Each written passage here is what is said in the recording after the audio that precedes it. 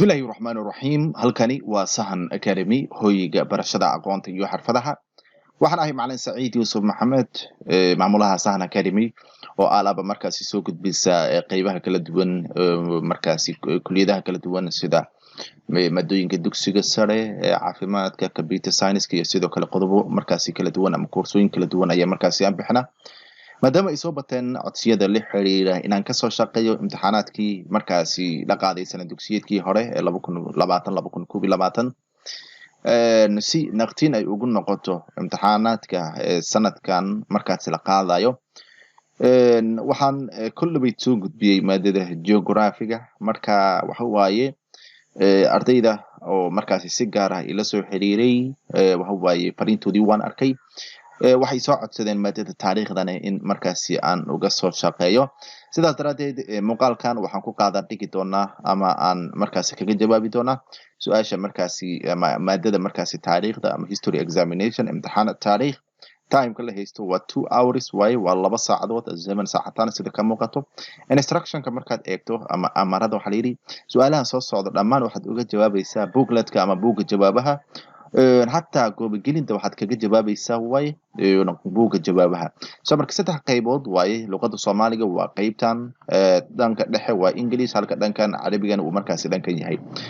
af Soomaaliga hadii markaasi aan eegno waxa la yiri goobageli ama weydiinta koowaad ama su'aasha koowaad waxa la yiri ama qaybta koowaad waxa la yiri goobageli xarafka weedha saxda ah dhammaan weedhaha soo socda adiga oo jawaabta ku qoraayo buugga jawaabaha oo markaas la yaqaan booklet. waxaana lagu helayaa maxay 40 marks ama 40 darajo. Englishkeedana waa kaasa ama Englishkeedii select the correct answer for the following. أولا ضع دائرة حول رمز الإجابة الصحيحة فيما يأتي و40 درجة sida markaasi ka muuqataba. marka aan eegno waxa la yiri fiditaanka dawladda Cusmaaniyiinta waxay gaarsiisay goboladeeda, yani inta gobol ay gaartay 50 gobol miya, 32 gobol miya, 43 gobol miya, mislaad 3 gobol way. marka jawaabta saxda waxa way waa 32 gobol way. English ah waxay noqonaysaa xarafka B, halka Carabi ahaan ay noqonayso 32 wilaayatan. su-aasha markaasi labaad waxa la yiri caqabadaha ugu weyn ee haystay ciidankii Cusmaaniyiinta markay furanayeen Constantinople ama Constantiniya waxay ahayd wareejinta maraakiibka, khilaaf u dhaxeeyay awoodda cadawga ee hubyari. jawaabtu waxay tahay waa wareejinta maraakiibta way oo maraakiibtii ayaga ay wareejiyeen. ba way English ahaan waxay noqonaysaa markaasi xarafka E, halka Carabigana markaasi ay noqonayso naql sufun ama wareejinta ay wareejiyeen maraakiibta. haddii aan si aadno su-aasha markaas saddexaad waxa la yiri dawladda Cusmaaniyiinta markii ay tabar yareysatay waxa markaasi loogu yeeri jiray ninkii reer Yurub ee jiran, ninkii reer Yurub ee xooga badnaa boqortooyadii Cusmaaniyiinta ama dawladdii Islaamka. marka jawaabta saxda ah waxay markaasi tahay ninkii reer Yurub ee jiran. marka xarafka ba ay markaa noqonaysaa. English ahaan waa xarafka E, the sick of man of Europe ama the sick man of Europe ama rajulu Europa al-marid al-hawaii ayuu markaas u noqonaa. haddii markaasi aan eegno su-aasha afraad waxa la yiri ururka sahyuuniyadda caalamiga waxa aasaasay Theodore Herzl, Ben Gurion, Ishaq Rabin ama Gold Majir. marka jawaabta saxda waxay tahay xarafka ba oo ah Theodore. marka ba ayaan goobo gelinaynaa.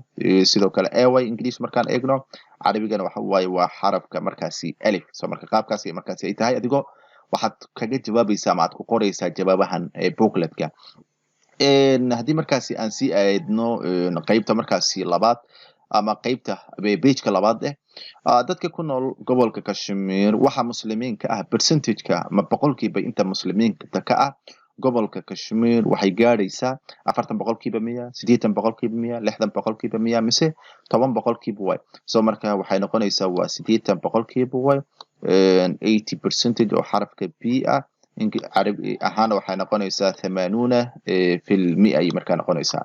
su-aasha kale lixaad waxa la yiri hay-adda kaliya ee rasmiga ah ee u xil saaran maxkamadaynta dembiyada ka dhanka ah xuquuqda aadanaha waa maxkamadda caalamiga ah ee dembiyada golaha ammaanka midowda africa jaamacadda carabta so marka magacaad ka fahmi kartaaba waa maxkamadda caalamiga ee dembiyada oo xarafka markaasi ba ah english ahna waxay noqonaysaa ICC markaasi carabi ahaana waxa waaye waa xarafka markaasi alif ay markaasi noqonaysaa way haddii markaasi aan sii aadno su-aasha toddobaad waxaa layidhi golaha guud ee qaramada midoobay wuxuu go'aamiyey in Soomaaliya la hoosgeeyo habka dowladnimo gaarsiinta muddo dhan 15 sano may socotay 17 sano miya 10 sano miya 5 sano so marka jawaabtu waxa waaye waa xarafka ja oo markaasi ah 10 sano c waaye 10 sano markaan english ahaan aan u eegno 10 sanawaatin waa xarafka jim waaye so waxa bila su'aashan in markaasi la fahmay su'aash kale ee sideedaad waxa la yiri taliyihii ugu horeeyay ee ciidanka Soomaaliya markii la dhisay kadib waxa markaasi uu ahaa General Maxamed Siyaad Barmiya, General Daawud Cabdulle Xirsiya, General Ciinaan Shamiya mise General Galaal way so marka jawaabta saxda waxay tahay waa xarafka ta oo markaasi ah General Daawud Cabdulle Xirsi English aan waa xarafka b halka carabi ahaan markaasi ay tahay xarafka markaasi ba haddii markaasi aan sii eegno su'aasha markaasi sagaalaad waxa la yiri 1976 waxa la kala diray golihii sare ee kacanka waxaana laga soo reebay 5 xubnood miya 7 xubnood miya 4 xubnood miya mise xubin lagama soo reebin so marka jawaabta saxda waxay tahay waa 5 golaha sare kuwii la dhihi jiray waa 5 xubnood so xarafka b english ahaan waxa waaye waa xarafka a halka carabi ahaan ay noqonayso 5 ama min al-a'daa haddii markaasi aan sii eegno ama aan ka gudubno page-ka markaasi labaad waan sii aadno page-ka saddexaad oo su'aasha tobanaad ka bilaabanayso dhaqdhaqaaqa mahdiyiinta waxa uu ahaa kacdoonkii ka muuqday ama kacdoonkii ugu muuqday ee ka dhaca yani kacdoonadan kacdoonka mahdiyiinta meesha uu ka dhacay ma Suudaan ba ma Liibiya ma Masar ba mise Koonfur Africa jawaabta saxda waxa waaye waa Suudaan ayuu markaasi ka socday waa ay english ahaan hadii markaasi aad ku qaadatid maadadan hadii carabi ahaan aad ku qaadatayna waa alif oo markaasi Suudaan ah yani booklet-ka iyo markaasi ku qoraysaa su'aash kale ee 12aad waxa la yiri jamhuuriyadda midowga Koonfur Africa waxa ay ahayd mid ka mid ah tusaalayaasha ugu fooshaxun xagga dagaalka miya midab kala sooca miya gaajada miya masuqa jawaabtu waxa waaye waa midab kala sooca oo xarafka ta ah B racial discrimination waxa waaye atafarruqa al-cunsuriyya waaye oo xarafka markaasi ba ku xusan su'aash kale 12aad waxa la yiri bishii September 1939 ciidamadii Jarmalka ayaa qarxiyay dagaalkii labaad ee adduunka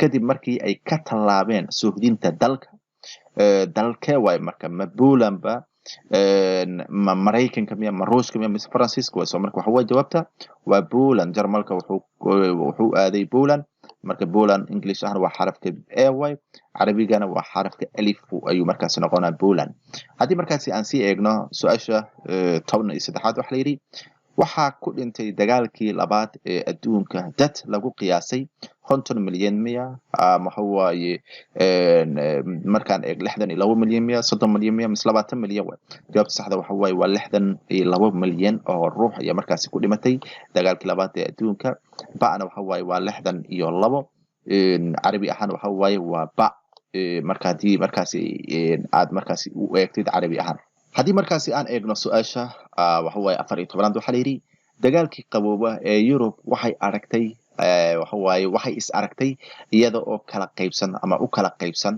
su'aasha 14aad way yani iyada oo u kala qaybsan meeqa xisbi waa 2 xisbi 3 xisbi ama 3 isbahaysi 4 isbahaysi ama isbahaysiyo badan jawaabta saxda waxa waaye waa 2 isbahaysi carabi ahaan waa 2 major camps ama carabi English way carabi ahaan waxa waaye waa mucaskarayn oo xarafka ba ah hadii aan sii aadno su'aasha 15aad waxa la yiri kadib soo jeedinta golaha ammaanka golaha guud ee qaramada midoobay ayaa magacaabay xoghayaha guud muddo 4 sano miya waxa waaye 5 sano miya 6 sano miya mise 7 sano way marka jawaabta saxda ah waxay markaasi ay tahay waa xarafka markaasi ba ama xarafka ta oo markaasi muddo 5 sano so carabi English ahna waxay noqonaysaa waa 5 years midda ah halka carabi ahaan ay noqonayso 5 sanawaatin su-aasha markaasi 16 haddii aan aadno oo markaas ku jirta pageka afraad waxaa la yidhi dowladaha xubnaha ka ah ururka midowda africa waa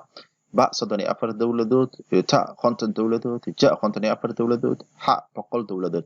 soo marka ja oo 54 dowladood way ingiriis hadaad ku qaadatid waa 54 states way 54 dowla ayaa markaasi ah carabi ahaan markaan eegno. su-aasha kale 17 waxaa la yidhi fikradda aas-aasidda ururka midnimada islaamka waxaa soo jeedinteeda lahaa madaxweynihii Soomaaliya aadan cadde miya, cabdirashiid cali sharma arke miya, maxamed siyaad miya mise cabdiqaasim waaye. jawaabta saxda waxa way waa xarafka ba oo markaasi ah aadan cadde oo waa su-aasha 17aad. aadan cadde way ingiriis waa xarafka e, carabi ahna aadan cadde waa xarafka markaasi alif. haddii markaasi aan sii aadno su-aasha 18aad waxaa la yidhi dastuurkii Soomaaliya sanadkii 1961 wuxuu ahaa dastuurkii koowaad miya, labaad miya, saddexaad miya mise afaraad way. soo marka dastuurkii wuxuu ahaa koowaad oo xarafka ba ah carabi ahna waa first way. أول دستور أيو مركز نقونا عربي أهان هدي أنا إغنى سؤال 19 waxaa la yidhi tiirarka dimuqraadiyadda ay ku taagan tahay waxaa ka mid ah kalitalisnimo, adeegsi awood, doorasho, xukun dheer. soo marka jawaabta saxda waxa waaye waa doorasho waay. dimuqraadiga ama dimuqraadiyadda yani waxa waaye tiirarkeeda waxa waaye waa doorasho inay doorasho dhacdo. elections oo xarafka c ah ayaa markaasi English ahaan ay tahay ama intikhaabaat waxa la yiraahdo oo xarafka markaasi jim ah. haddii aan sii eegno su-aasha markaasi 20aad waxa la yidhi doorashadii ugu dambeysay 1969kii tirada xubnaha baarlamaanka Soomaaliyeed wuxuu markaasi gaaray 132 xubnood miya, 123 xubnood miya, 213 xubnood miya mise 231 xubnood way. soo marka jawaabta saxda waxay tahay waa 123 xubnood oo xarafka markaasi ta ah. English ahaan waa 123 oo b ah ama carabi ahaan waxay noqonaysaa waa xarafka markaasi ba. soo marka waxaan filaa qaybtan in si fiican markaasi loo fahmay la pageka afraad 5 page ayuu markaasi ka kooban yahay imtixaankan. qaybta labaad oo directiga ahna muuqaalka xiga ayaan markaasi kaga jawaabaynaa. waan kugu soo dhaweynaynaa Sahan Academy. mar walba waxaan diyaar u nahay in aan ka xaqabtirno baahiyaha kala duwan ee aad markaasi ama adiga ku haysto oo ay kamid yihiin maadooyinka dugsiga sare. biology iyo chemistry ayaa hadda diyaar ah dhammaan fasalada dugsiga sare waxaadna u qaadanaysaa hab online ah. intaynu kusoo gabagabaynaa muuqaalkii koobaad ee muuqaalada aan kaga jawaabayay maadada taariikhda imtixaankiina qaadaysana dugsiyeedkii 2020-2021. intaanu ku kulmi doonaa muuqaalka xiga waa anigoo macalin Saciid Yuusuf Maxamed ah oo idinkaga tagay sida nabadino. wassalaamu calaykum waraxmatullaahi wabarakaatuh.